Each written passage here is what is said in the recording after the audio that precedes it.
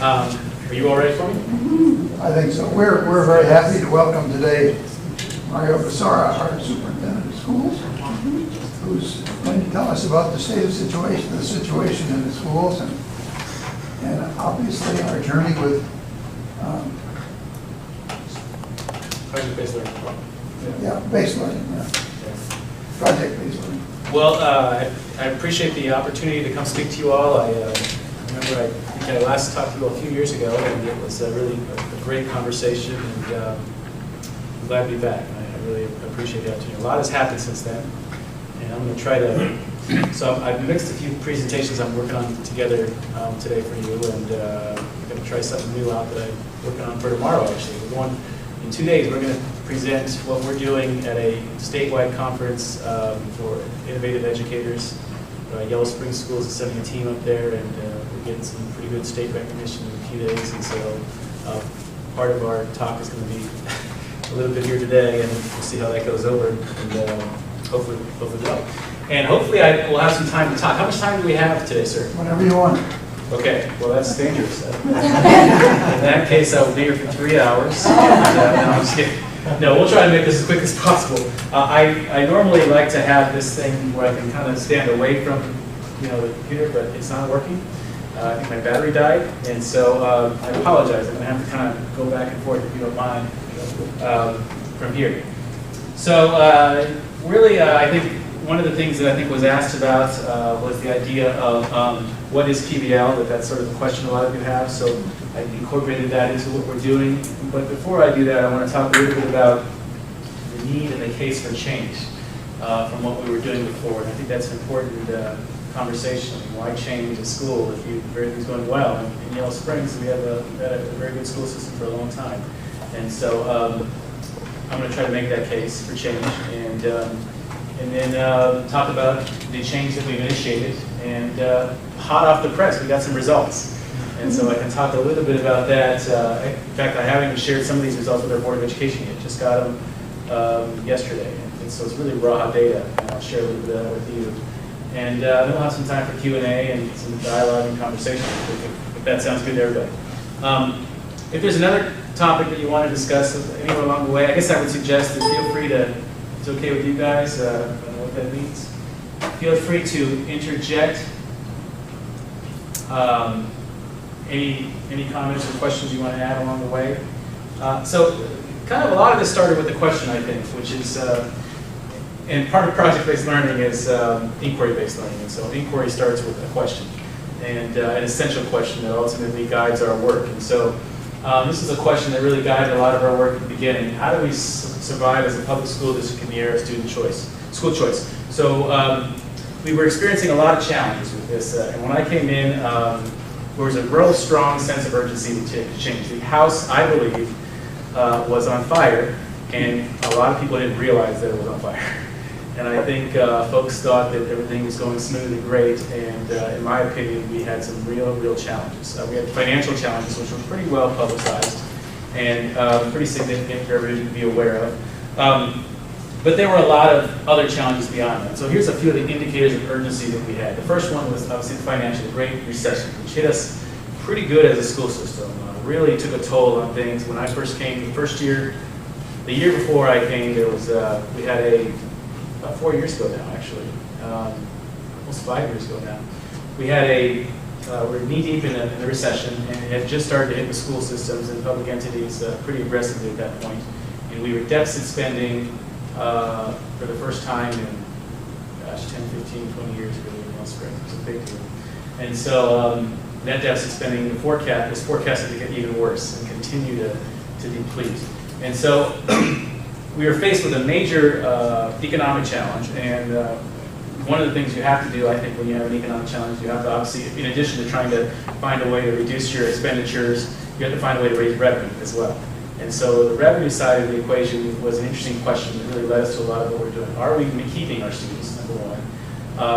Can we grow our students, number two? And how do we do that? What we found was that there were students who were leaving us for school choice and leaving us for other options. And we were getting more students, but it wasn't quite what we wanted to be. So I'll talk about that in a second. The other factor that was coming in was this idea of mergers. And so I know that a lot of folks, when I first came to the district, there was a lot of conversation about, are we going to be forced to merge with another district because of our financial challenges? Governor Kasich talked extensively, around the state about the idea of mergers. And is 614 school districts too many to merge together? And so, side note on this, we've actually had 800 at one point in Ohio. And so we've gone through a merger before and been down to 614. And so there has been a lot of consolidation historically, despite the belief that that's not necessarily the case. But we happen to believe in Yellow Springs and a lot of other places that local is better, and having more locally control of their schools is important for us in our community. And so most people that I talked to were against a merger and really were very fearful of a merger.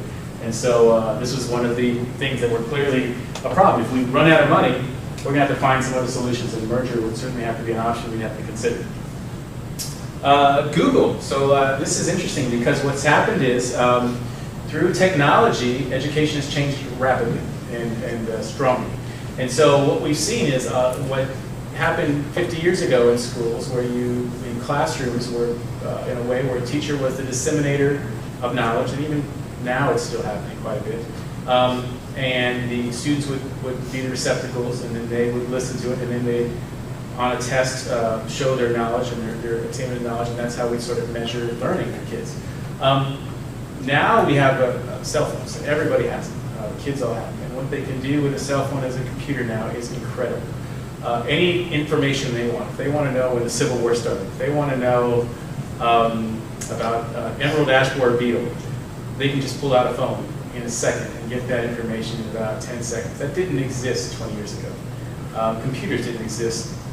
Personal computers, what, 30, 40 years ago, David? And so things are changing drastically.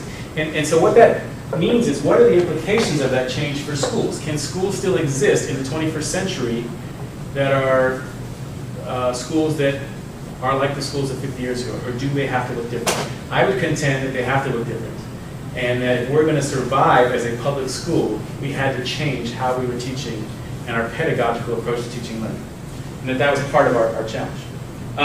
Disrupting class. Some of you may have read this book. It's a book by Clayton Christensen that came out about 6-7 years ago, and he alleges in this book that in 2025, by the year 2025, only 11 years from now, 50% of all learning is going to be online. That's a very, very powerful assertion. Now, I don't know how you all feel about technology and its work on education. I have mixed feelings about it. I think there's some positives to it, but I happen to like face-to-face conversation and interpersonal learning more than anything else. I think most people do. But that being the case, this is still our reality. And so I'm finding this becoming more and more the case over the last 8 years since this book was published. I mean, so many classes are online, so many opportunities. There are lots of online options for kids now that didn't exist before. And so we have to reckon with this force. Actually, they just did a Race to the Top grant from the state of Ohio, this whole grant process, about $3 million that they were, or more than $300 million, that they went through a whole rigorous grant process for school districts. And one of the top receivers of this grant, I think receiving over $20 million, was an e-school, an electronic school. ECOT was the name of it, which got over $20 million for whatever they needed it for their grant application. And so this is a school that the state of Ohio approved, and they scored the lowest on any state test across the state. But yet they got a huge sum of money to continue to promote e-learning. So it's our reality, it's where we are, and it's something we have to reckon with and consider. Lots of school choice right now, options out there too. And so in the era of school choice, which is where we are now, we have these really interesting schools that have been created around us that are pulling our kids right now. So Dayton Regional STEM School, which is a school that was in Research Park before.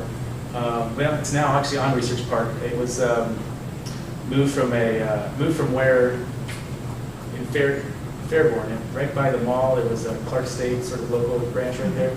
That they were in that building, and then they just moved to Research Park in a nice facility. And then there's a new school, another STEM school that was just created this year called the Global Impact STEM Academy in Springfield. And so these are basically charter schools. They're called STEM schools. They're basically charter schools.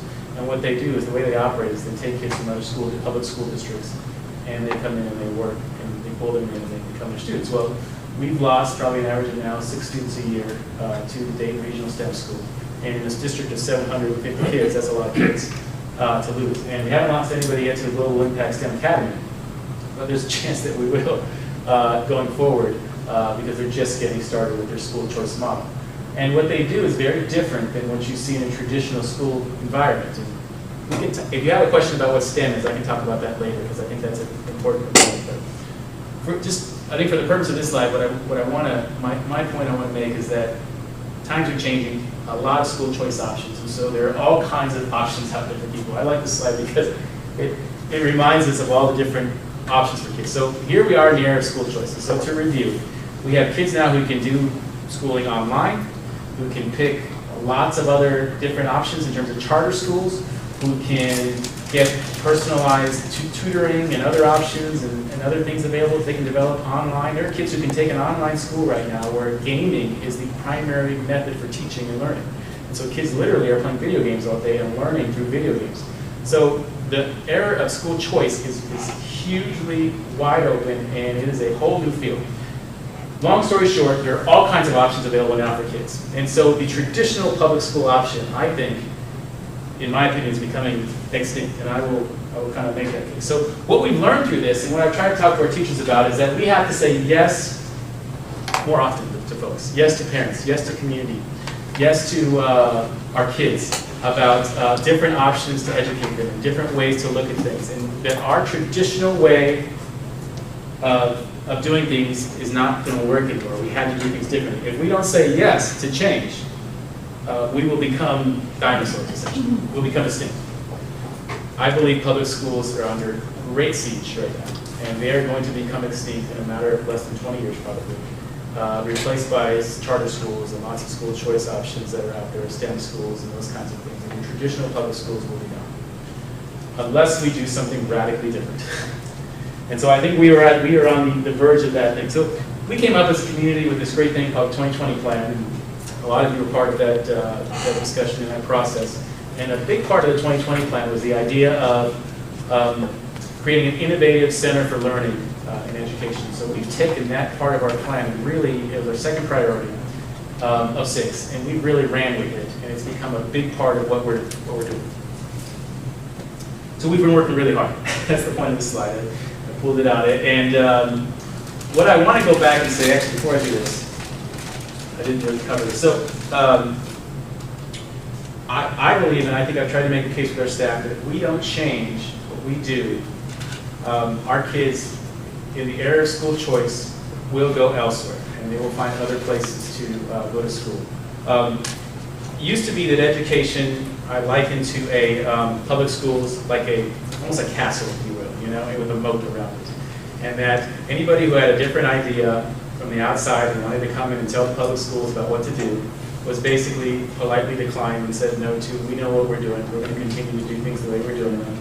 And that's, I hate to say it, I don't know how to say it any more nicely, but that's the way public schools have operated for a long, long time.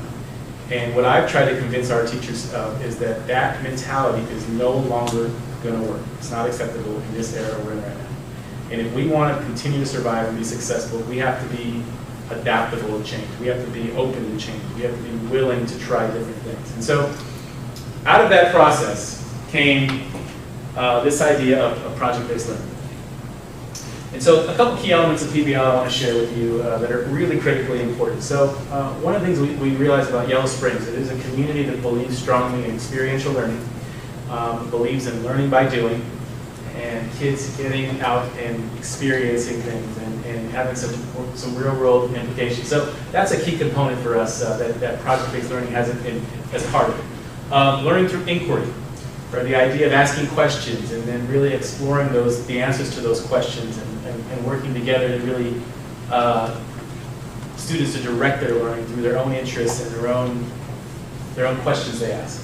So part of that also includes authentic, which is a key word, real-world complex problems. So the idea being that we want problems that are real problems, not just fake problems, but real challenges that we're facing right here in Yellow Springs and in the world, that are complex and difficult to solve, and we want our kids to learn their curriculum through solving those problems. Pretty simple idea when you think about it, but that's the crux of what we're trying to do.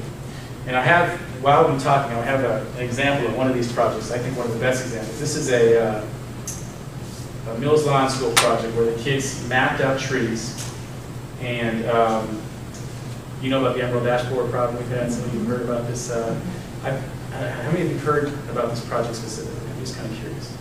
I think I remember it was in the papers. Yeah, okay. So don't say the grade level, okay? I want you guys to look at this and look at the map, and I'm really proud of the work our teachers did and our kids did with this. But and then they created a map, basically presented to the Board of Education of which trees still needed to be cut down because of the ash borer, which trees survived and are no longer needed to be cut down because of the freezing winter we had, and whether the beetle actually died or not. So we did a lot of research on this project, the kids did, and we presented a solution, a phase 1 and a phase 2 solution about which trees should be cut down next and why, and presented to the school board. So here's a map they did, and here's the guide they created. Everything was created from scratch by the kids. Take a look at both if you can as I'm talking, and then at the end I kind of want to know what grade level you think did this work, and it'd be interesting to have that conversation with us. So that's an example of one of the projects we're doing.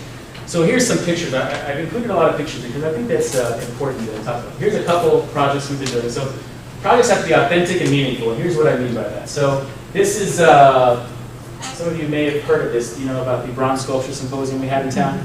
Well, we did an aluminum sculpture symposium simultaneous with that this year. And so give you an example of what project-based learning is and how it's different from traditional teaching and learning. So in a traditional classroom, you have your national bronze sculpture artists who come to town, and what do? Well, we invite them to come to school and talk to our kids and about what they do, about their work, about how they make the sculptures, their process, those kinds of things, and the kids sit passively and listen to the adults telling them what's going on.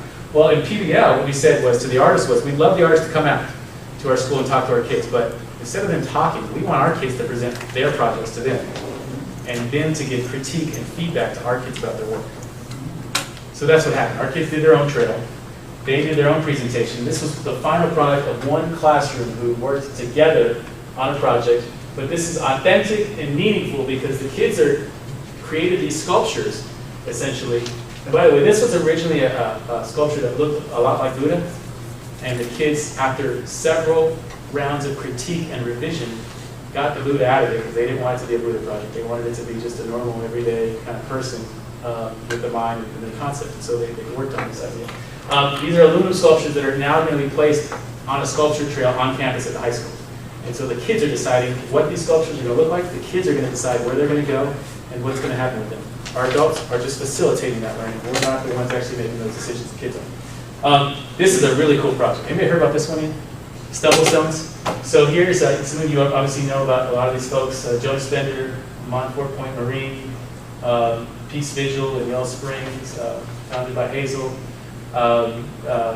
Andrews Raid and Marion Ross in 1862. Arthur Morgan, engineering advocate of education and peace. This is MLK, Martin Luther King Jr.'s commencement speech commemorating that June 19, 1965. These are all stubble stones. And what's going to happen is, this is great in your town, it's happening right now. Kids are taking spots around town where all of these historical events happened.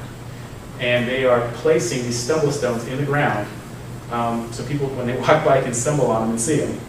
And essentially, they are historical markers of important events that have happened in Yellow Springs history. And these little things are called QR codes. And so they're really kind of the latest in technology where you click on it, you have a cell phone app that basically clicks on this QR code and it sends you to a website that gives you a description of what you're looking at. So you can go to a QR code, and the students created a website, high school U.S. history students created a website about Martin Luther King Jr.'s commencement speech in 1965 on Antioch campus. And so you'll find all about that speech, you'll hear all about what happened, the historical research that was done with it, and authentic again and meaningful because it's going to impact our community, and people here will be able to see that when they visit Yellow Springs. It's not just something they're doing for the sake of the classroom, it's something they're doing to be a service to the community of Yellow Springs. This is a really cool idea that they did as a, this is the longest, if it worked, it didn't work, it would have been the longest paper roller coaster for marbles in the Guinness Book of World Records. It was 3 stories high, at the high school, and they slid it between the staircases from the top to the bottom. And we had a bunch of students work on this as part of what they're calling their flex workshops. And so there's a lot of math involved, a lot of science involved in this project. Very cool idea. Just wanted to share that one with you because I think it's interesting. This is an example of high school. What class do you think this is that these kids are working in right now? Let's take a guess. These are high school physics students working on a trebuchet and catapult that they built. And you see those tools that they're using. They're learning how to do this, and they learned from none other than Mr. Dave Turner here, who helped us as a volunteer and worked really hard with this, and donated tools to the kids into the school to work on, so these kids can work on creating catapults. And then the authentic piece and the meaningful piece, they're using these catapults in competition to compete against other folks. And there's a lot of physics that was involved in that project and putting it together. So here's another picture of them building the catapults in school. I thought it was cool because they were actually doing this in the hallway of the high school. We don't have a wood shop, so you know that's what they were doing. So some more key elements of PBL. Students give and receive critique. So a big piece of this is they are giving each other feedback on their projects, and they're getting feedback from other people, and they're learning from that feedback, and then doing revisions. So there's a lot of multiple drafts of work. And so you have several different drafts of their work to continue to improve their craft and get better at it. So that goes back to that Buddha image, if you will, and the changes they made based on the feedback they got. Learning happens in the project. It doesn't happen before the project. It can't happen before the project to set it up if we have to, what we need to. But we want that to be minimal so that the learning actually happens in the doing of the project. The critique they receive is not just from other students. So we want to also bring in lots of outside experts from the community to give and receive critique with kids as well. And so a lot of that's happening too. So this is a picture, an example of that same art project that I showed earlier. The Bronze Sculpture Symposium. So here's a group of students who that is their first concept draft of their final, you saw the final result project, if you will. And they are presenting to a group of local artists, that's Deb Hausch and Olivia Rudolph. And they're getting critique and feedback. So they're presenting, and then they're getting feedback on their concept design from the local artists, community experts.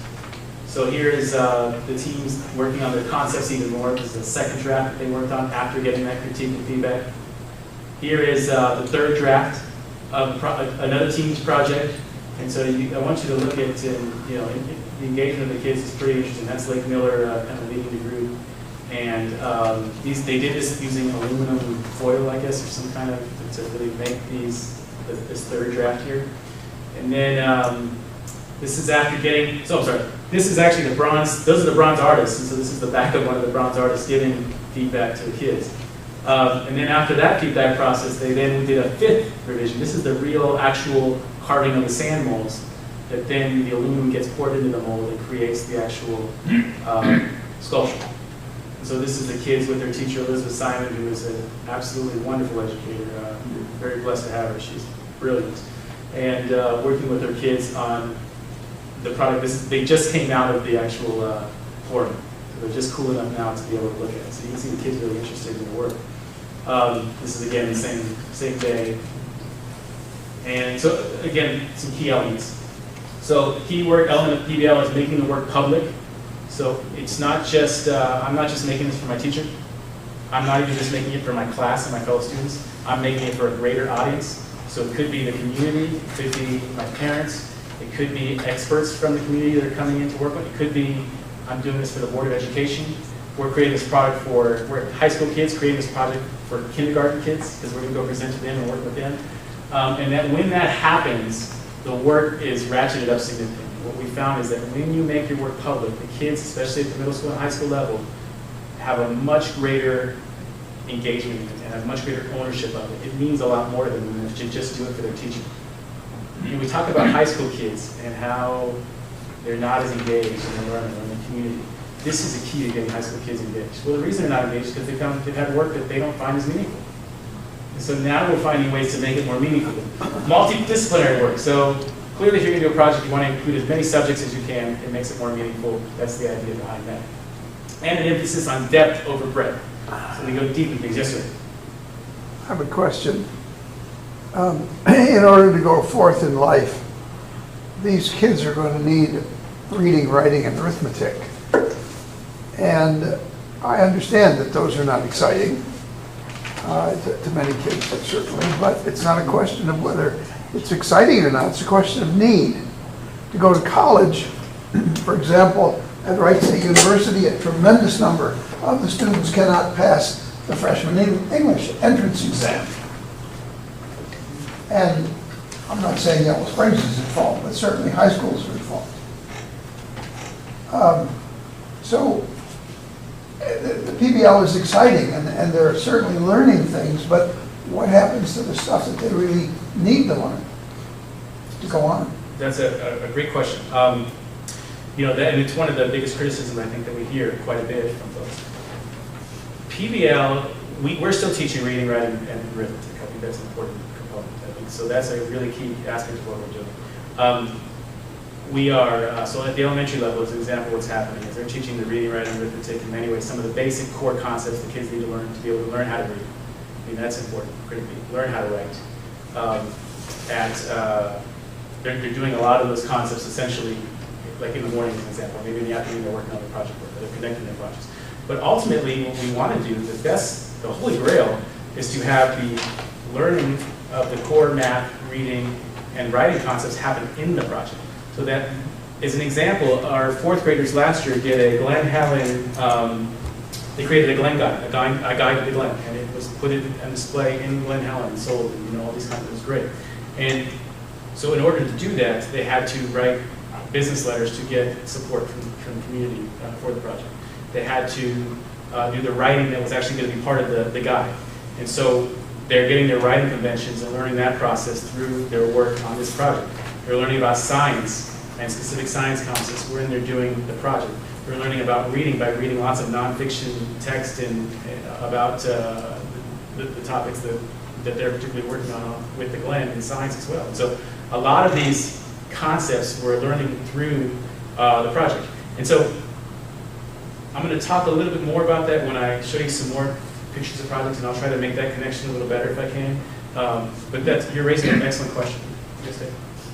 I work with CSET with the physics students on the Trebuchet project, and the teacher, Brandon Lowry, a new science teacher, first taught them about statics, dynamics, kinematics, the physics from the book on the board, and then they used that information in the project. So both of them are happening. I think it's a good example of how they both happen at the same time, and I'm seeing the same kind of thing in the fifth graders that I work with too.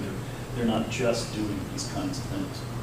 And when the woman who made the presentation from the high-tech high, I guess it was last autumn, was asked the same question. She said the same kind of thing. We don't just have PBL classes, we have reading, writing, and arithmetic classes, and we do the PBL stuff. So from what I've seen, I think they're doing a pretty good job in most cases of putting it together. I can see across the board, but several different classes, that's what I've seen.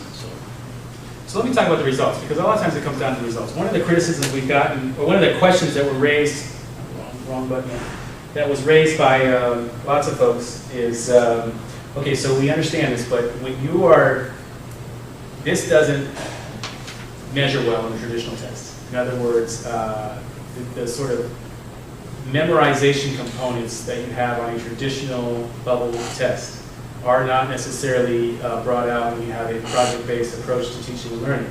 And I think to some extent there's some truth to that. And we could go on for an hour about that topic, because that's a whole several hours. I didn't include that as part of my presentation, but if we want to cover that at the end, it would be great to have a discussion about that particular issue, because I can make a strong argument that the way we're measuring kids is wrong, and that there's some major issues with that. And if we're really looking at the future and what kids need to be successful in the 21st century, you look at the kind of jobs that are out there, or not out there anymore. What a graduate needs to be successful pragmatically is different, and it's not being measured by the SAT, the ACT, or any of these other standardized tests that we're doing. But ultimately, those don't measure what kids actually need in the real world. And I think that's an important, so that's a whole separate argument. But I think that I'd love to talk about that too, but I didn't include it in the presentation in the interest of time. So here's some of our results, and I want to I have data too, hard data, but I'm going to challenge the notion that results and data have to be hard. I think they can be soft as well, and I think a picture says a lot about what we're doing with our kids as well. So here are kindergartners, and they did well, first, before I get into this, what grade level do you think worked on this particular math? Anybody have any idea? What would you guess?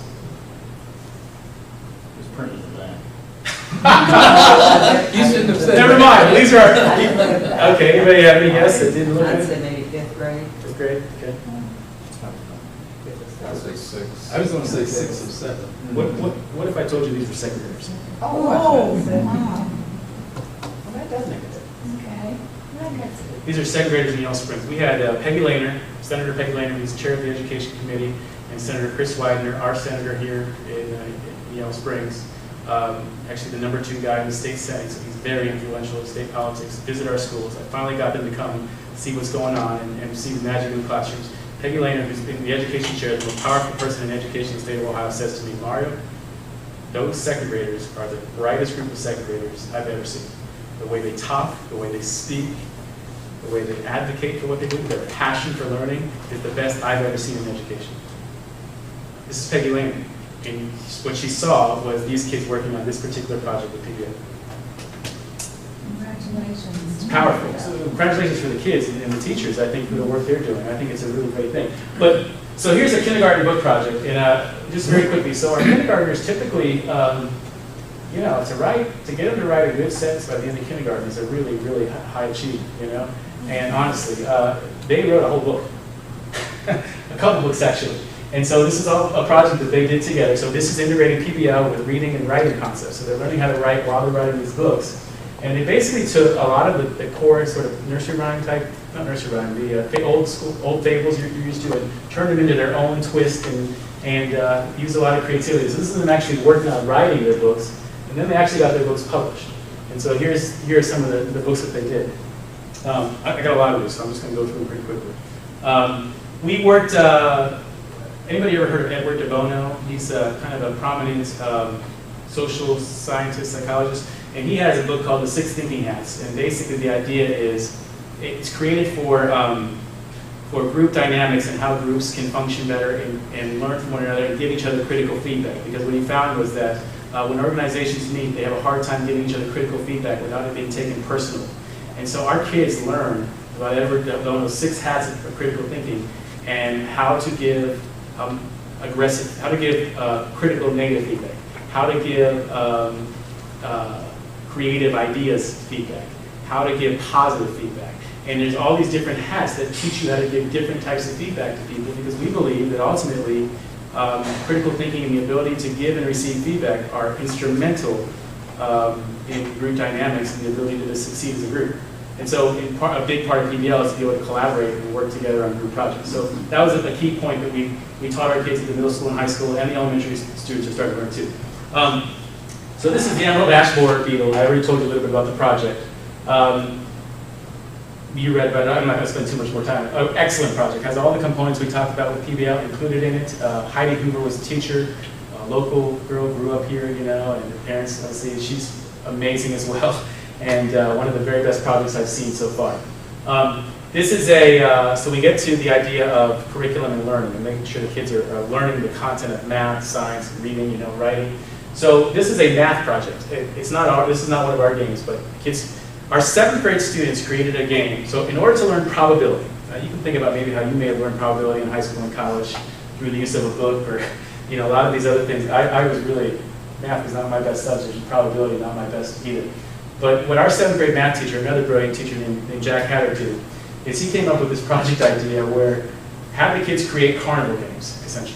And when they created these carnival games, the question was, so we talked about that essential question, the question that guided the project was, how much do you charge for your game in order to make a 10% profit? Well, in order to know that, you have to know the probability of winning. And so what the kids did was, this is brilliant, they created their games in teams. They took their games down to the Mills Lawn School exhibition night, which was a big evening event at Mills Lawn School. And they had the younger kids play the game. And if you were there by chance, you might have seen kids with cell phones and maybe thinking they were texting their friends, but what they were doing was collecting data from each of the students actually playing the game and determining what the odds were of kids winning and how many kids would win and what it would take for them to win. And then once they collected that data, they went back to class the next day and crunched the numbers and worked hard on figuring out exactly how much they needed to charge for their game in order for the kids to make a 10% profit. I don't know about you, but that's extremely high-level learning. That's not this fluffy stuff we think PBL is. That's high-level, intense learning that the kids are getting. And so it was an extremely brilliant project. Most people who saw it and who were there that night didn't really get it, didn't really understand the high level of learning those kids were actually doing, those 7th graders, because you had to kind of get the whole picture of what they were trying to do. But this is a brilliant project. I'm very proud of Jack Hadley for that project and the kids and what they did there. Really, really powerful. You heard about the stumble stones? This one, that's Tiger. She's a 1st grader this year. And what the kids did in kindergarten and 1st grade, one of their projects was, I don't know if you've been by Mills Lawn recently and seen the beautiful garden that was created at the front of the building, but they did a beautiful spaces project. And so in order to access some of the science standards that they needed to cover around nature, these 1st graders created the whole garden from start to finish. I mean, they did everything from the beginning, including design, including figuring out where to place things, shade versus non-shade, temper zones. They did all these things to really learn about gardening and environment. And then they went out there and actually did the work. They were actually building the garden themselves, planting the trees, doing all this. And then on exhibition night was the big unveiling. And what I thought was most powerful about this is you can see in that young girl's body language and the parent who's listening to them that she's teaching, you know.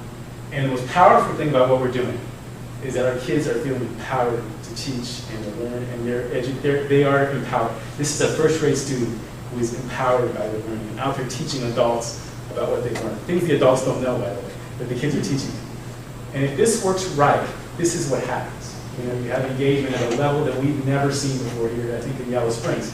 And so what I sat there with a particular 1st grade student who took me around, and I asked her about what she was doing.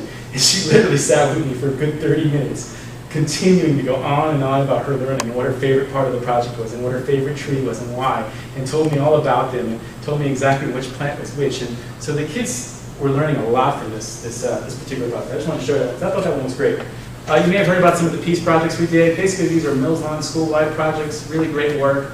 Every kid had a part in them.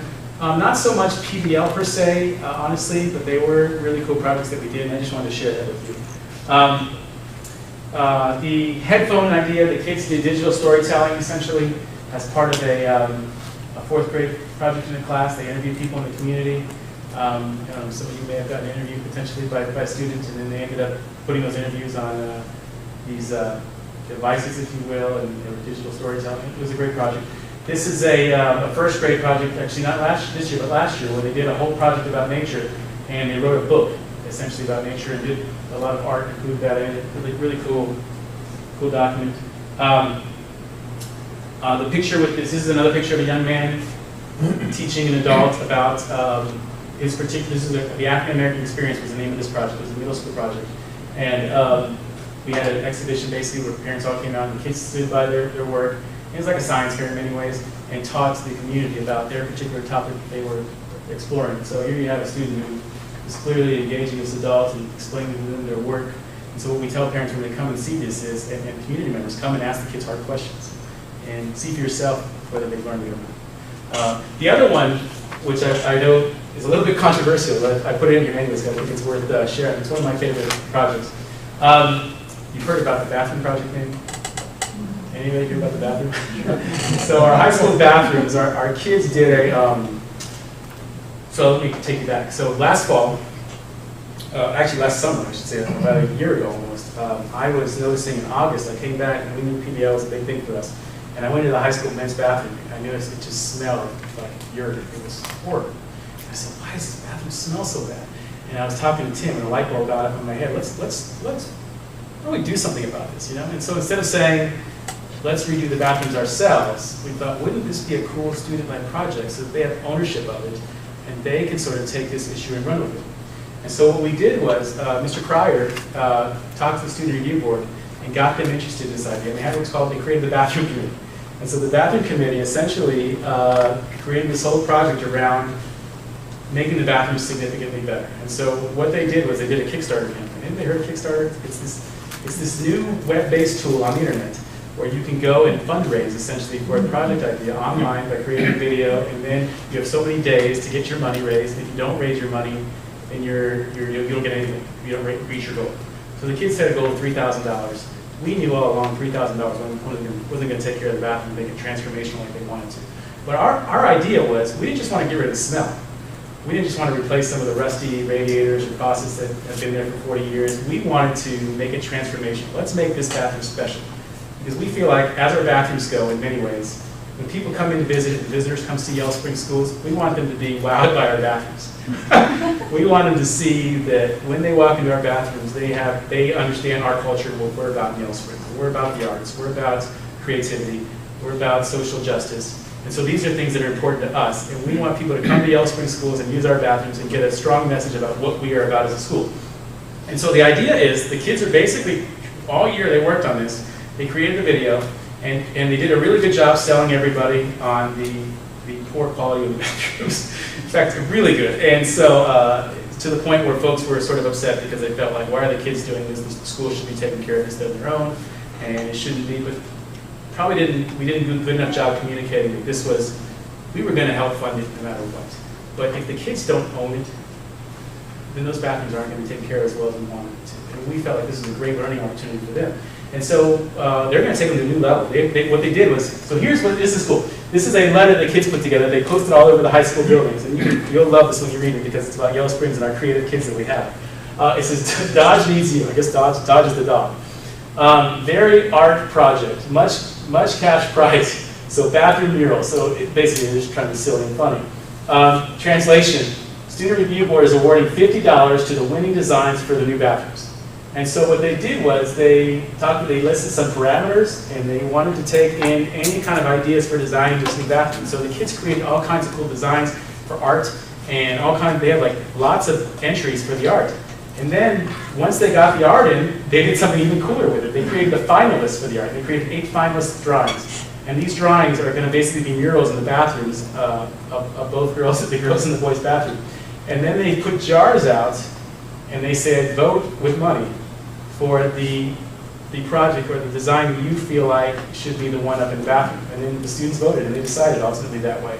And so we have these 2 designs that are going to go up in the fall. And so when you go to the high school bathroom, you'll be able to check it out and see how much improved they are. But the boys' bathroom, the girls' bathroom is really cool design, but the boys' bathroom, the design on the front of the bathroom is going to say Royal Flush. And it's got a card design and a really kind of creative idea. But that's just an example of one of the projects the kids did in high school. So you've probably seen the watchdog at Tom's Market, where the kids have been doing it. We've had newspapers before, but we think because of PBL, Desiree Nickel, who's a local community member, took this on and really designed the entire language arts class around the watchdog and creating this publication. Really powerful, great work, great graphics. They did a really fantastic job. This other one is another language arts project that they did around reading and writing, which is basically an autobiographical sketch of the class of 2017. So I'm going to end with this, and then we can have conversation and dialogue about it. Maya Angelou, one of my favorite quotes from her. I use this a lot. I did then what I knew how to do. Now that I know better, I do better. And I say this because, for us, it's about the kids. And when I first went to a project-based learning school and saw the amazing engagement and empowerment those kids had, the way that the kids spoke to us, so adult-like, and were able to really communicate in ways I'd never seen in public school. The way they thought through processes, the way they were creative, I was completely impressed. And I thought, this is the kind of learning we've been teaching, using for gifted kids for a long time. It's the kind of learning you see in a lot of private schools for a long time. Well, if it's good enough for those kids, why isn't it good enough for public school kids in Yellow Springs? And so I feel like that's an important component and a big reason why we're doing this. Plus, I think it's going to help us with getting more folks engaged in our school and coming to our schools and more kids wanting to come here. Our enrollment's up 50 kids over what it was 5 years ago, which is pretty significant. We're losing less kids to other schools. We've been noticing this year, especially as we're getting teacher applications and people interviewing with us, they're coming and we're getting great teachers who are seasoned teachers in other districts who want to come to Yellow Springs because of what we're doing, because they're excited about it, because this is what they got in education for. And so really powerful stuff that's happening, I think. And then I think that's it. So if you want, let me just show you some data real quick. So as I said, this is very raw. I'm just comparing 2013 to 14, and it's hard to kind of, so you can look at this a couple different ways. It's not in any form that I want it to be. I'll put it in a graph eventually, but I just wanted to show you because I thought you might have a question about it. You can see third grade reading is an example. Last year, not as much PBL. This year, a lot more PBL. Pretty much the same results. And these are the standardized tests. Third grade math actually went up significantly from last year to this year. Fourth grade reading went up a little bit. Fourth grade math went up somewhat significantly. Fifth grade reading, about the same. Fifth grade math went up 8%, which is a pretty big increase. But I'll tell you, there are some challenges because what happens is you have cohorts of kids. So this same cohort that got 78.9 are sixth graders in math and got 78.9 here. And so you can see the disparity there as well. So you look at it, as many data, you have to kind of take it and really try to understand the story behind it. But collectively, we're seeing pretty good increases across the board. Look at fifth grade science. This is really interesting because one of the things they talk about with PBL is it really helps the inquiry skills and the ability to do well in science. And I think that might be an effect from PBL. That's a pretty significant jump, and it is our most significant jump from 78% to 86% in science achievement. So just a quick take on the data. I think it's probably, I'd say a slight increase overall. We feel pretty good about these numbers, but obviously there are areas where you've gone down and areas where you've gone up, and so we've seen a little bit of that this year. We haven't had a chance to really disaggregate the data. This is 7th and 8th grade. I just showed you K to 6, so I don't have a comparison, but SPED is special education students. So 91% in reading, 80% in math in 7th grade, 92% in math in 8th grade, and science has always been a challenge for us, these tests. But again, it's not just, it's also the test. You have to understand that the state average in reading for 8th grade is probably 85%. The state average in science is like 70%. So what does that say? It says the science test is harder. Let's just face it. So when you look at this data, it's not really telling the whole story, no matter how you look at it, unfortunately. So that's why we're a little hesitant about that kind of. Science data also says something about the interest of the kids and their ability to think. Yeah. So that's kind of sums up my presentation to you all. Hopefully it was a little bit engaging. And any second, take any questions or comments or conversation you'd like to have. Some things like math specifically and some science things almost need to be linear. You need to learn certain things before you can learn certain other things. And understand what David said about the teacher gave them a physics lesson before they would build in trebuchets.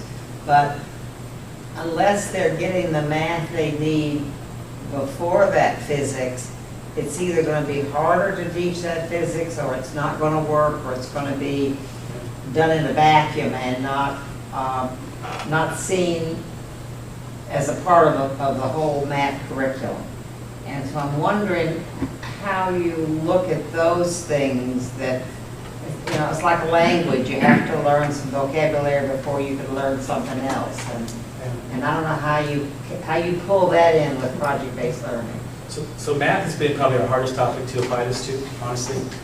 So much so that we had, with some of the private funding that we got and donations we had to support what we're trying to do. We couldn't have done this without private donors helping us to really go out and learn and research and get professional development support.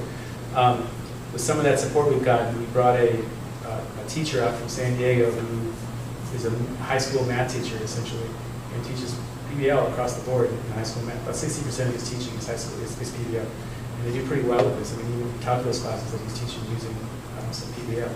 I think it's harder, for sure. We were able to find some good math projects. I mean, look at the probability project. So the kids learned the basic, they learned probability well from the book. They learned percentages. They learned how to do ratios. And so those are all kind of implicit in that project, in that learning process. Certainly they had to have the core math skills in order to be able to get to that point. But isn't that the case with everything? Everything kind of scaffolds on itself. And so you have to find ways to sort of do that. It is much more difficult in math. It takes a lot more creativity and outside the box thinking for teachers to be able to construct projects that happen. But it's not impossible. there's actually lots of, with the internet, there's so many great things out there. We have access now to a web page that has, for free, project-based units in math for every topic you can think of across the board, all grade levels. So they're out there. So some of those projects are great, some of those are horrible, some of them aren't teaching well. Yeah, I mean, it's definitely a challenge. And so the question is, how much do you do traditional teaching? How much do you do, project-based in math? That's a good question. And we're struggling, we're working through it. So trying to figure it out. But to comment further on that, it's a characteristic of science, and I think maybe Ron could comment as well, that when you come up against a stumbling block, you go back and learn what you have to learn in order to surmount that stumbling block. Scientists do it all the time because I have to, because you never know what you're going to run into, and you have to somehow surmount that stumbling block.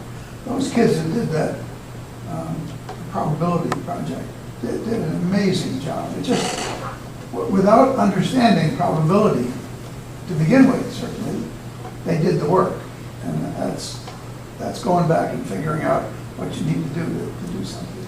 There's a whole, so resilience and grit are really important character traits we're trying to build with kids through project-based learning. And so there's a study that came out of the University of Stanford recently, that's Stanford University, they did some research on, with West Point students. And what they found was, they looked at, West Point was very interested in why, they have a summer program for new incoming freshmen. And that summer program involves some military training and other things they do. And they wanted to know what made some kids stick and what made some kids drop out before their freshman year in that summer program, because they were having a higher dropout rate than they would like to have seen. They weren't able to maintain as many students through that summer program. And they found that their traditional measures of SAT scores, ACT scores, grade point average, leadership opportunities that kids were involved with in high school, that all of those measures that they put together, class ranking, the correlation between that and student retention throughout the program compared to a grit assessment that was given, which measures grit in students, or the ability to overcome adversity and to really get to something, was second to that. In fact, the grit score, and when you have an assessment just on grit, that in fact was a better predictor of student success in that program than any of those other factors. If you think about it, that's how it is in life, isn't it? I mean, really, a lot of that. So it begs the question: what are we measuring in schools?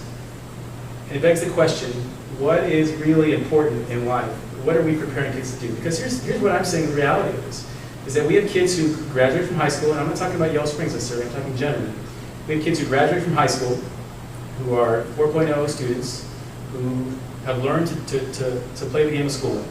They've learned to come to class every day. They've learned to do the homework. They've learned to pass the tests and get A's on tests. And then they move on to the next unit. And they do the same thing over and over and over again. They've been really good at listening to rules and following rules and doing what the teacher wants them to do.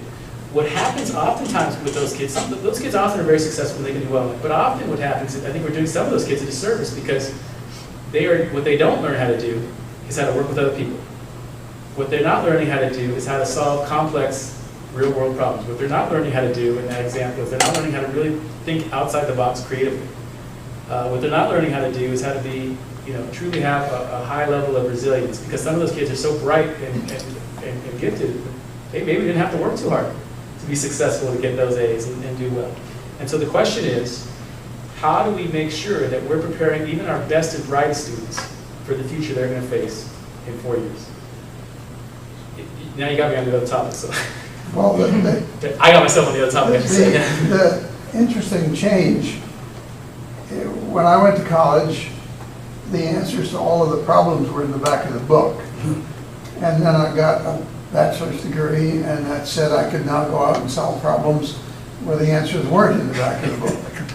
And the answer is it's a tremendously big step. And so some years ago, for example, Wright State began a program of senior projects where the students have to do a research project, which involves working with other people, ordering stuff, testing it, making sure you get what you're paying for, doing the work, analyzing the data, the whole 9 yards, which is exactly what That's exactly what their we're doing. kids are doing. But it was recognized even at the college level as well, that this sort of thing was needed.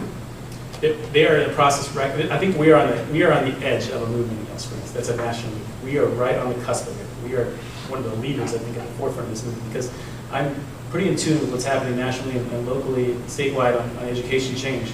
And they're actually, the college board is once again trying to revisit their SATs and what is in the SAT to change it to become much more project-based.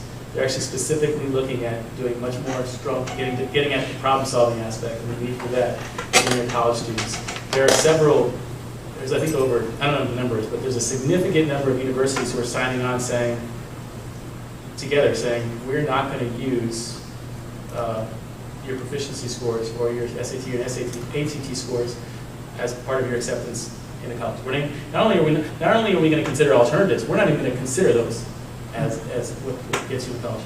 Bard College, is that obviously a high-level school and university? They're one of the schools that are doing that. And what they're using is a series of complex essays that kids have to do, and turn in while they're there in a certain time period as their college entrance exam. And so they're not doing, that's sort of their what they're doing. For better or worse, it's certainly an interesting argument about how things are changing.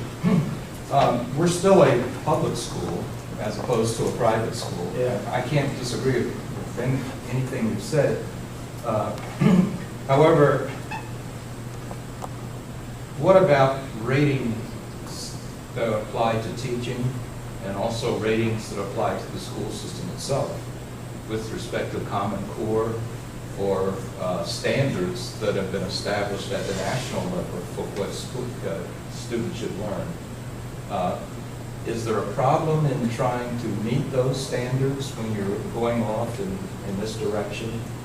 And also, there's a racial aspect which kind of bothers me. Are you segregating students by race unintentionally by applying what amounts to a private school, an elitist private school, to a public school setting where you have kids that don't have the background or the advantage that many of the quote, majority school students have? Are you doing a disservice to those that are at the bottom level or even in the middle level who can't keep up? Yeah, there's been thought a lot about that. I think I'll start with the second part of your question, and I'll try to remember the first part. The racial aspect. Right, the racial aspect. So we, there's a lot of schools that are doing PBL because they believe that is a social justice initiative. That the idea is ultimately that they believe PBL ultimately will help your poor minority students or kids who are not, or kids who have not been successful, or your low socioeconomic students, and help them become more successful in life and in school. So let's juxtapose two schools as an example. I think this is an interesting point to make. So you have, let's say, Dayton Public Schools as an example, and you have a school that's very low performing in Dayton Public Schools. So they're showing on their test scores very poor scores. They're not doing well. Kids aren't doing well in math and reading. And so what that school has done to respond, this is the reality, this is the truth, this is what's actually happening, is they've eliminated recess. They've said we are going to, we're going to spend a significant more time, double our time on reading, double our time on math instruction. That means we're going to reduce time on maybe science and social studies, and maybe reduce time on the arts, and focus on those few subjects. Now, one can make a good argument as to why we should double our time in reading and math for those kids to be successful. However, those kids now are in a school where they're doubling the focus on rote learning and rote memorization, where the teacher is once again continuing to sort of be very traditional in the teaching styles and mannerisms. And what has happened is you've had more of that, not something creatively different being utilized for those kids in their learning. And so I feel like those kids should be exposed to high quality instruction as much as anybody else. I feel like these are the skills that are going to make those kids successful in life and be the change leaders of the futures that we need to be. I don't think going to a school where, and I say this because I was that guy. I was that principal who, for so long, had been sort of that, had been kind of lulled into that sort of belief, that, yeah, well, these kids aren't being successful. Like, the kids can't read. We need to make sure they read at all costs. And I agree with that. I still agree with that. But at what cost? What happens? And how do we, and using what methodology? And so so in order to deal with that particular issue of kids not being able to read, we are still going to be doing regular assessments in reading and math 2 or 3 times a year, and checking on kids and making sure we're intervening and planning intensive interventions for kids who need support to make sure that they read at high levels. That's important for us. It's still important for us. But the core instruction to me, I feel compelled, I feel like I've seen better, and I feel like our kids deserve better, all of our kids. And I believe that one of the chief challenges with students with students of color and students who are from low socioeconomic backgrounds, or students who have struggled in school, is that school hasn't been engaging for them, that it's been disempowering for them. And here's an opportunity to make it an empowering and engaging experience. I've been often asked, could this work in an urban setting? And I don't know. I mean, I'd like to try it. I'd like to see really a school really try to do this in an urban setting and try to make it work. I think you could. I believe in my heart that you could. I think it would take a lot of time. It would take a lot of commitment to it. I think there are plenty of problems in an urban setting for kids to be able to solve and work through. So let's try to empower those kids. And there's all kinds of things for the kids to learn and study. Great opportunity, to really solve some complex problems in their own communities and in their own schools that I think would be powerful. The empowerment aspects of this, I think, is ultimately what's happened. I think traditional schools who have not been successful in those environments, part of the problem is they're not empowering students in a way that's meaningful and real world. Kids who are struggling every day in their life, going through significant, major life challenges, a book that's 600 pages long is not going to be as meaningful as saying to them, okay, let's explore the same topic by actually doing something and connecting it to something that's actually happening in our community, where you have to solve a real problem, and in so doing, you have to do the reading, and you have to do the writing, and you have to do the public speaking to be able to get that done. And so that's sort of my short take on that. I'm still trying to wrestle with it myself. I think I'm not as convinced as I probably sound about it, but I do think it's a really interesting discussion. What was the first part of your question? Well, I was wondering if you're doing if you're segregating kids by race unintentionally, by going into a private school curriculum, right, and forgetting about those who don't have the background to do it. I've always believed that it's not a matter of capacity of the kids. It's not, PBL can work for all kids. It doesn't have to, the beauty of it is it's accessible at very different levels. You access it at your level, wherever you are. And so you can be a kid who's really very bright, reading high-level college novels, that then your access point is up here. So you're going to go and do research that's at a comfort level for you, where you can stretch yourself and do some great things. A student who's reading maybe at a 4th grade level can access it there, and really try to learn and grow that way. We have an example, the Stumblestone Project. I'm glad I thought about this. So they're the one with the history class. So we have a student in that class who, so a lot of the kids went to Anagana, I think it is the name of it. It's a local historical group, and tried to get real historical data and information from them. A couple of the kids who are working on this project are kids who have not been successful in school for a long time in the traditional system. So the traditional system is not working for a lot of people. We need to change it, Sure, anyways, I agree with that. And so these kids, with this project, these particular students were the first kids to go out to Anahana and get involved and really learn and sit down with the curator, the guy who's working on it, and really learn. They were so engaged in it. They came back to school the next day and talked to their teacher about what they learned, what they heard, what they were interested in. And they did really well in their project, and were very successful with it because it was real world and meaningful. A lot of our kids who were from underserved populations or were not successful, one of the chief complaints that I heard when I worked with those kids is that they didn't feel like the school was real. They didn't feel like their teachers were keeping it real. This is like learning was real. And I think that has an impact on their ability to learn. So I have to believe that that's what in the end could happen or would happen. And it's our experience that that's happened with our kids. So it's accessible to everybody. So I believe it's something that can be accessible to everybody.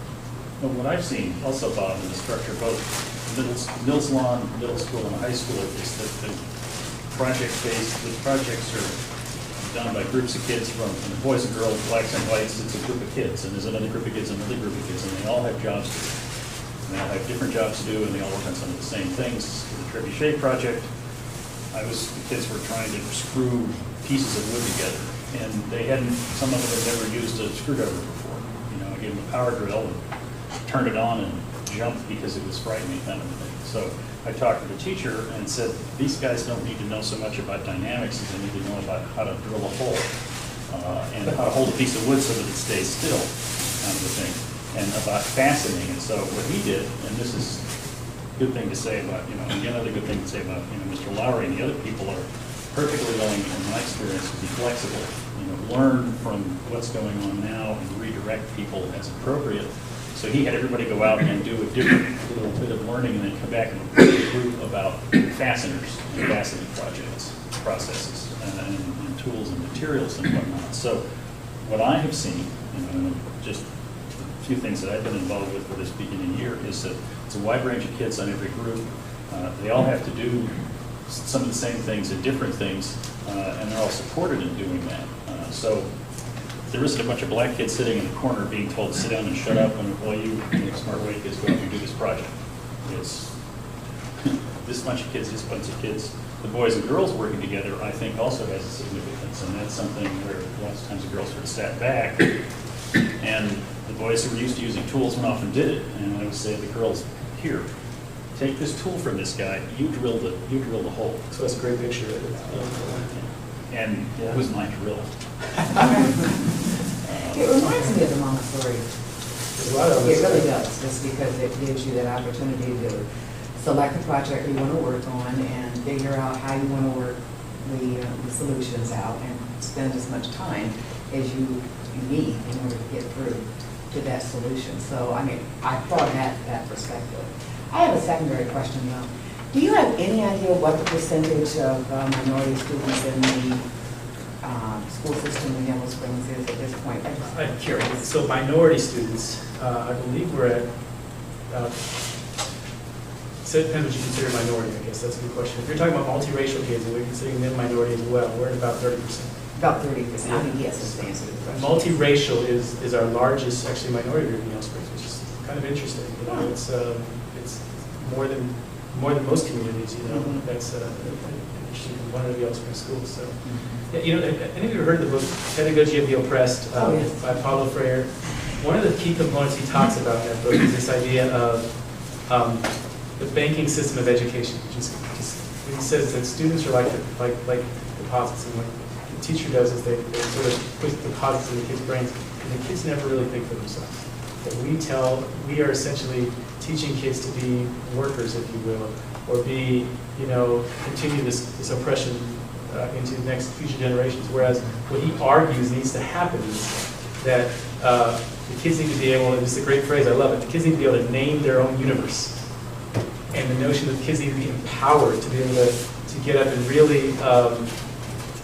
really ask hard questions, really dialogue, and really do a lot of these things. And so I feel like this is going to get at that issue ultimately. At my core, I believe I still have the issue of core reading and reading and math. I think that definitely has to be done. If you're going to be successful, you have to have those core building blocks in place.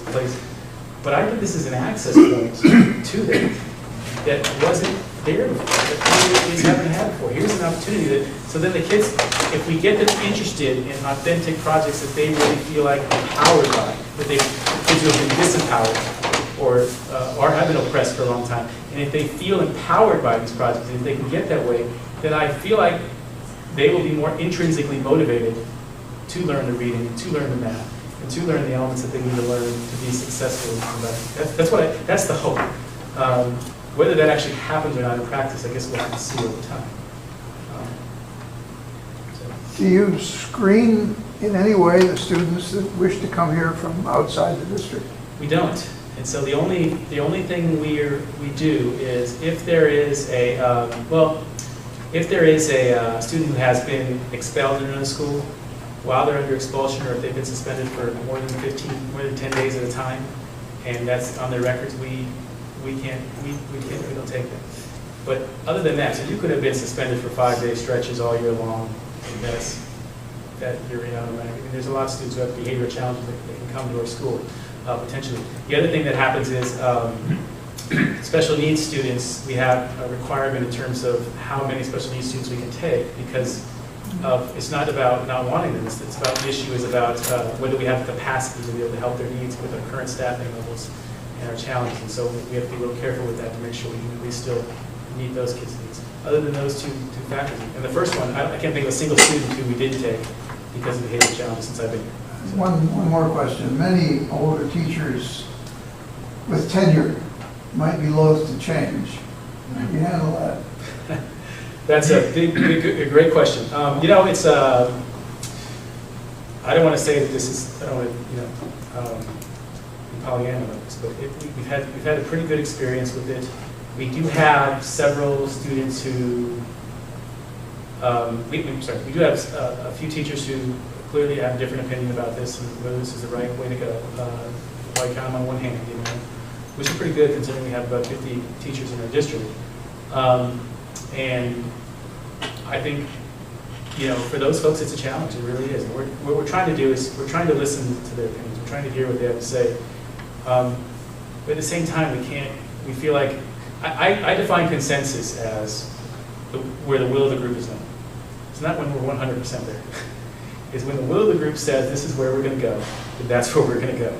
And I'm going to make sure we get there. So that's probably makes me a little different than a lot of superintendents and a lot of school leaders. We believe in that. We think that if the majority of teachers feel a certain way, and this is where we're going to go, and it's clear, and the will of the group is known, then we're going to go that way.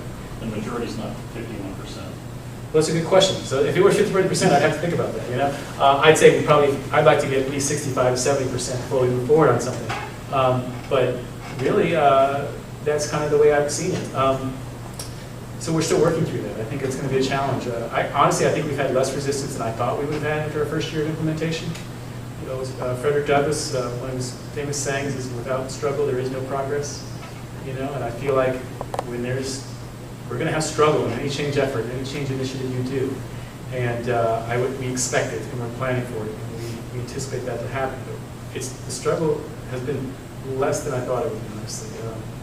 So it's a work in progress. We still have to work on it.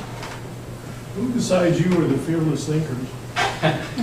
Well, hopefully it's the students. You know, that's what we want. Ultimately, we want our kids to graduate and be that way. So this is a slogan that we came up with 3 years ago when we started to do a lot of this work, and our kids worked together on it. We had our kids engaged in the process, and our teachers were part of the process of coming up with this idea. And it's interesting because the first year it was in place, we didn't get many people talking about it at all. And this year, for the first time, I'm hearing people actually use it in their dialogue and conversation. So it's been kind of cool. We'll see where it goes. So it's sort of a brand in the school system? It's our brand. It's our mantra now. So fearless thinkers. So we think that really matches what Yellow Springs as a community is about. It really matches what we're trying to do. And so that's kind of the idea. I'm sort of struggling with how to ask my question in a meaningful way. I applaud what is being done, really. But it's, sort of out in the forefront. I mean, it's out there. I mean, I think the direction we should go, but we aren't there yet. And until there's more sort of movement in that direction, how do you sort of integrate the sort of standard up to this point, means of evaluating students, like grade system, et cetera, in this type of program with, sort of what the requirements of most states and college, state requirements and requirements for college. I mean, how do you, I guess, sort of how to get from here to there in terms of, from the students' standpoint, in terms of evaluation. I mean, informing the students in terms of how well they're doing, and yet in a manner that's acceptable in terms of where, that next step in education. Does that sort of make sense? It makes a lot of sense. I think it's similar to the question you asked, I think, earlier about sort of standards and what we're trying to do. And I think, so that's probably that's number one problem I have right now. That's probably my biggest challenge I'm working through right now as we speak. And so let me tell you what we've done up to this point to deal with that particular challenge. Where do I begin? So we believe that, so I heard early on in the year, this year, one of my biggest stumbling blocks has been, one of our biggest stumbling blocks as a district has been teachers who said to me, Mara, I want to do this, I believe in this, but I'm worried about my evaluation now being tied to these state tests for the first time this year. And I know that if I do this, I don't think my test results are going to be the same they would be normally, because in order to get the test results we used to get, we would give worksheets to kids. And we'd make sure that we teach to the test a few weeks before the test started. And then we'd give the test and we know our test scores would be better. That's the facts. That's the reality, unfortunately. And so the assessment we're using is problematic. And so my thinking was, well, what do I do about that? How can I support our teachers in this effort? Because if you're living in fear of a test result, fear and creativity don't gel together in my opinion. You need to be creative. We need teachers to go back to an era where we were 15, 20 years ago. And we really did some creative, cool things in schools. And they really, if something was an interest to kids, they would run with it, they'd go with it, and it would be really a powerful learning experience for kids. And ever since the standards moved, and ever since No Child Left Behind came in, while it was very well intended, I think what's happened is we've destroyed a lot of the creativity in schools and the creative thinking. And I think we've eliminated creativity from teachers and our students. And in fact, that's actually what we need now more than ever. And so, I'm telling you my problem now. I'm not really trying to. So here's a solution. So what we've done. So I said, well, let's see if I can work with our legislators to get them to maybe change some laws. Right? It's a big picture thinking. Maybe there might be a chance that we could get something done. So we've been in contact with a lot of our legislators, and so that kind of connects to some of the other folks. So I invited Representative Perales, Senator Widener, and Senator Lehner to come visit our schools. And Perales was very easy. I've gotten to know him very well. He came to our schools, really enjoyed what he saw, but he's a first-term representative, doesn't have a lot of influence over policy and what happens. Widener was sort of the one we really wanted to come because he's extremely powerful in the state senate and has a lot of influence over what happens there. And then Lehner as well. It's a funny story about trying to get Lehner to come visit our schools. I called her office and she actually answered the phone. And so we had a 30-minute conversation on the phone, and I asked her to come visit us, and she said, yeah. I said, can you come at least for 2 hours? It'd be great. She said, I can give you 3 hours. And so she came and spent time with us. But so Senator Widener came, and what we've learned how to sort of, one of the things that PBL schools do well is they create a real good tour for the school. And so they have the tours down to a science. They have kids guided tours, they lead the tours around, they end with usually a session for the kids the person who's doing the tour to ask questions to the kids, and that's really powerful. They see the work, all those kinds of things. So we sort of developed our own little tour model for people visiting our schools and seeing what's going on. When Widener came, that was a big deal because we knew we really wanted Widener to come see what we were doing. And he had said that he had only an hour. His aide had said he only had an hour, and so I had to cut it down to just the high school students and couldn't go to the elementary, which is what I really wanted to do too. And then I arranged for 15 minutes for us to just talk. And we need to give him a chance to really, but my talking is not going to do anything. Ultimately, what's going to do something is if he actually sees the kids and the teachers in the classroom doing the work on the ground. And so we were at the high school and we visited Kathy Berkland's room. And they were doing a project where they were writing Spanish books for kindergarten students. And they were going to go take them down and read them to the kindergartners and then give them to them to have. And so they were working in groups on this project. And Widener walked in and then he walks out and he says to the kids, he said, this is exactly, he said, I talk to business leaders all the time. And this is exactly what they say is lacking in graduates. People don't know how to collaborate and work together in groups. And that's exactly what they need. And we're not producing kids like that in Ohio. That we producing kids like that in Ohio when they leave our schools. And so from his angle, it's about jobs, which is important. Jobs is important. It's not nothing to laugh at. It's a really important thing. And so he comes at it from the angle of we need to create more jobs in Ohio. We need kids who have the skills so that businesses don't leave or try to pull in workers from elsewhere. We need a workforce that can really supply employers with the people they need. And we need creative entrepreneurs that are going to create brand new industries And so he recognized right away that what we're trying to do is going to get at those skills that businesses need for kids when they graduate.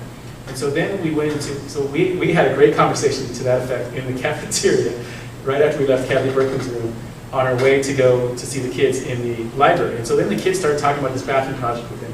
Really powerful. We left, went to my office. Instead of being in my office for 15 minutes, he was there for an hour and a half. And we had a really great conversation. And basically he says, so what can we do about this problem? I said, well, you want to work out a solution right now? He says, yeah. So we came up with this idea that for legislation, essentially, to create a waiver for schools. And so maybe schools could get a waiver. They could apply to the state superintendent, and they could get a waiver from all state assessments, all teacher evaluations tied to state assessments, and there are implications on the state report card that ends up going home to families and community members. And we said, okay, let's do this. And so we worked with Springfield Schools to help with this waiver and did some things around it. Springfield Schools also very interested in this work. And so bottom line is the waiver was actually, I didn't think we were going to go anywhere with this. Even after that point, I thought this was a long shot. The waiver got put into legislation. Senator Lehner put it into legislation in the House Bill 487, which is the mid-biennial budget review. It was a real small line item, and it didn't get much attention at all across the state. And it got passed by the Senate. Got passed by the House didn't pass the bill, but it went to the NPR, to the conference committee. Conference committee supported the bill and voted it out, and it came out of the conference committee as is, without any changes. And so it wasn't removed, it wasn't changed in any way, shape, or form. It got passed through the conference, and the governor signed it last week. And so we have an opportunity now. And so the only schools that can apply for this waiver, so 615 districts in Ohio, the only schools that can apply for the waiver are the 11 STEM schools that are official STEM schools for the state, and the school districts that are part of the Ohio Innovative Learning Network, which is this network of innovative school districts that are public school districts that are doing some interesting things. Before this year, there were 14 school districts out of 614 that were part of this Ohio Innovative Learning Network. This year, Yellow Springs is now part of that network. And so there are 15 districts now across the state out of 615 that are part of this network. We are now in the network, so that made us eligible to apply for this, this particular waiver. And so we had a meeting with the state superintendent of instruction and talking about the idea, and hopefully, right now we're working on a waiver application. Just yesterday we had a 3-hour meeting with teachers and administrators to work on this waiver application and try to figure out what we want it to look like. It's going to take a lot more work and effort, but we're hoping that we can get this waiver through. And if it goes through, we're going to ask for a waiver from all state assessments, required assessments. We're going to ask for a waiver from those assessments being tied to teacher evaluation, and we're going to create an alternative report card to represent what we're doing with our kids. Now, I think part of our assessment is going to we're still going to include some of these assessments in reading and math. We think that's important for us, because for the same reasons you kind of brought up. We think we have to have the core instruction needs to be important. We need to make sure we're monitoring. It would be interesting to tell, with the increase of PBL, how does that affect core learning in reading and math? You know, that would be really interesting to gauge and find out. So we really want to keep track of that data and make sure we can at least be informed about it, you know, of our decisions that we're making. And then on top of that, we're looking for other assessment ideas out there, and there is a complete dearth of these assessments out there because they're all out there. They're all bubble tested, for the lack of a better word. You know, there are hardly any of them that are measuring some of the things we're trying to do. But we found one called the CWRA, College and Work Readiness Assessment, which is really interesting. That gets at PBL, I think, very well, and we might use it. Unfortunately, it's $15 a student. So it's pretty expensive to use. And we might use something like that for, the latest is, we might use it for 8th and 10th graders or 8th and 11th graders, something like that, because it's only a middle school, high school assessment right now. And then we're thinking about also embracing portfolio-based assessment for our kids, and starting as early as possibly 2nd grade, and doing portfolio-based assessment all the way through, and then having an end-of-year presentation of learning. So in other words, where the kids literally at the end of the year, similar to what you're saying, a senior project idea, but we do that from 2nd grade on up, where kids have to present their portfolio work, their body of work, to a panel of teachers, community members, people we pulled in to be part of that assessment team, if you will.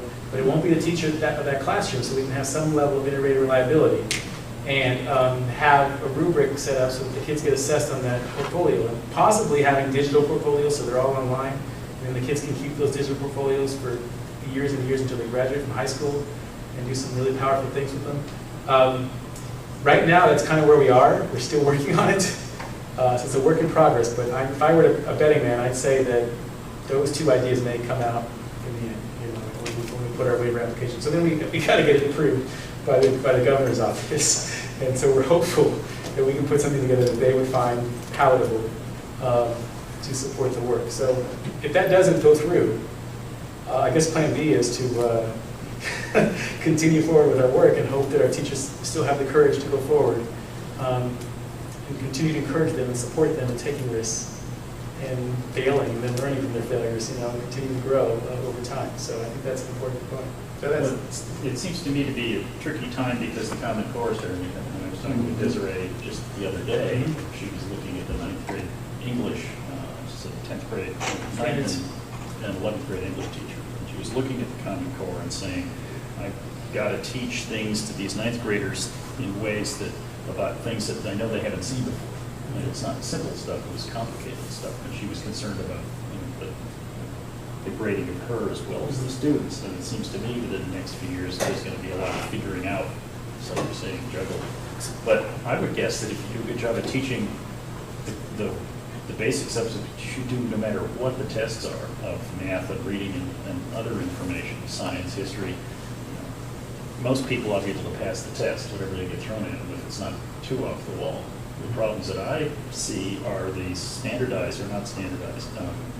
Computer-based things are sometimes difficult to figure out what the question is asking. have you seen that Common Core? I haven't seen it in the Common Core. I've seen it in the IXL huge and problem. other things. You know, I sit with a 5th grade teacher and we'll spend 50 minutes saying, what the hell are they asking? You know, why are you asking if one of the problems was for the 5th graders? You have a garden. So-and-so has a 1/2 meter by 3/4 meter garden. Describe a model for this garden. You know, what does that mean? And why are you asking a 5th grader using words like model? And that's a lot of that stuff is above and beyond whatever school system, whatever teachers there are. That's certainly across the board. Here's the test. Here's the training. Here's the homework problem. So I think you guys have to struggle with that, just like everybody else. But you know, somebody from the outside is sitting this bullshit in. You have to deal with. I think we're leaning towards, we're still going to do the Common Core. We've done a lot of work to prepare for Common Core. That's not going to change. The assessment of the Common Core, we want to change. And so that's sort of where we kind of throw it. Next year, I'm glad you brought that up, because next year the PARC assessments, which are new Common Core assessments, our 3rd graders are going to go from state testing this year where they test for 3 days. So they have a math test and 2 reading tests, one in the fall and one in the spring. And these are high stakes tests. So you're not just testing, it's the preparation for the test, it's the things that go around when the teacher's preparing the kids for the test. All that is really significant. Scheduling of it, all that takes up a significant amount of time. So we're going to go from 3 days of testing for 3rd graders to 12 days of testing for 3rd graders next year with the Common Core. 12 days, 3 to 12 days. And New York adopted these Common Core standards a year early, and they created assessments around them that were similar. And the state's parents and teachers and students have completely bucked. They are changing radically. They're protesting like crazy against testing. And so what we've seen is an opt-out movement that's been developing in places like New York and other Chicago against the testing, what's going on. Even in Xenia, just recently, I talked to the superintendent there. He said that he had the 3rd grade reading guarantee, which is high stakes testing for K1, first, 2nd, 3rd graders. 3rd grade reading guarantee basically, I mean, everything has good intention, I think, in the end for what they're trying to do. But what has happened is parents are saying, you know, my kid's got anxiety over this, and frankly, I don't think my teacher should be evaluated based on that, how my child does on a test that's given on one day, you know, for my child in class. And so parents of students in Xenia, kindergarten, 1st, and 2nd grade students, there were at least lots of them have been coming into that superintendent's office telling them that they want to opt out of testing. And so there's a whole opt-out movement now that I suspect is spreading all over the country. And I suspect that next year when we go from 3 assessments to 12 assessments in 3rd grade, that our parents in Yellow Springs and Ohio will certainly start to raise the issue. So the problem may take care of itself in the end. But the issue is it's really a complex problem, because not only does it affect our parents and our kids, you have an investment in all this too, because your property values are affected by the scores on these tests. You know, whether the test really actually measures, whether our kids are really doing well or actually learning high levels in Yellow Springs is irrelevant. What's relevant is that test. And what that test shows is, it says a lot to the community and people. And if we come back with a score that's low, I'm well aware, as superintendent, if we do that, that I'll have lots of community members not very happy with me because their property value will probably be affected by the fact that our kids didn't score as well on the assessments. So I took a huge risk. We took a huge risk this year doing what we're doing. Luckily, you know, it looks like we're not going to see a significant change in terms of our assessments this year from last year. But you know, we only did 9 weeks of PBL across the board this year. So really, you know, 36-week school year, and we only did 9 weeks of it. So it wasn't that significant of an impact. And so if we grow it over time, then how's that going to, what's going to happen? So we'll see what happens. Thanks for that question and Dave, for your comment too. We pretty much covered everything, I think. What about funding? Is there enough money to cover what the plans are for this? For assessment or for? Will the school system be asking for a levy or another source of money to support the extra costs that might be involved? We've created Widescape, which some of you may have heard of, which is the Yellow Spring Capital and Endowment Fund. It's we're trying to get a fund started to raise money for our schools privately, and slow to get going because you know you can't really devote public funds to it's sort of like a question. You devote public funds to supporting an effort to raise private money. You know, that's a really interesting question. And a lot of districts are doing it now. It's sort of sad because they can't pass levies or other things like that. And so we're trying to get this fund started and get it going. And it's being ran by some board members and community members, but volunteers. You know, it's hard to get volunteers to really, you know, put the effort we need to because they have other things going on in their lives, and time's a challenge. And so it's slow to start. But we need, if we really want to make this transformation, we really want to follow what our strategic plan says. What our strategic plan talks about are things like internships. Our strategic plan talks about things like becoming a model school district for other schools to come see, where people will come and do educational tours into Yellow Springs to see what we're doing, and they will pay to come see our schools. They'll pay us. And we will hold seminars here, and our teachers will be these leaders who will there'll be a teacher, almost a teacher ladder, career ladder, if you will. So you can be a teacher who's not teaching the classroom, but also gets an extra stipend to do this teaching of other people and mentor other schools across the country and do this kind of work. And it would be really transformational, possibly doing a graduate program in PBL that we work through and connect through potentially right here in the Midwest, working with him as well. And so these are all options, but it's going to take a dedicated PBL full-time administrator to really get a lot of that kind of stuff done. And it's going to take a dedicated full-time internship coordinator to be able to orchestrate those partnerships with businesses and community, especially at the beginning, because we don't want to ruin relationships right off the bat. So that's 2 full-time positions, and really, our board, rightfully so, is so concerned and budget conscious that even 2 positions, we really have to think through it before we do that, before we add positions after what happened a few years ago. You know, we really, and folks are, I live here, my taxes are high too. You know, it's not easy, paying what we do. And a lot of people on fixed incomes who support our schools tremendously, but really can't afford to pay much more than we're paying right now. And so we're going to be very mindful of that and conscientious of that, make sure we're making wise spending choices. So we're hoping that we can raise enough funds privately so that we can fund those 2 positions, but honestly, it may not happen. We'll have to figure out a way to do it, or just decide that that's just something we can't do, in Yellow Springs. Thank you very much. I appreciate the time. You all asked some really great questions. Really, you always do. That was really powerful, and you got at the crux of exactly what we're doing and exactly where we are right now. And it was thank you. Good luck with where you're going. Absolutely. I think the biggest change is involvement of the students, the interest, the fact that they're engaged.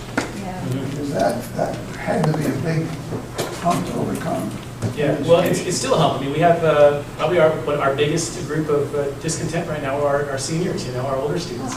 And so, there's some, our juniors and seniors, because they've had a whole education that's been based on one way, especially our students who have been very successful using a traditional model. Yeah. And so, you know, it's really a threat to them to say, now your grade might be somewhat dependent on other people.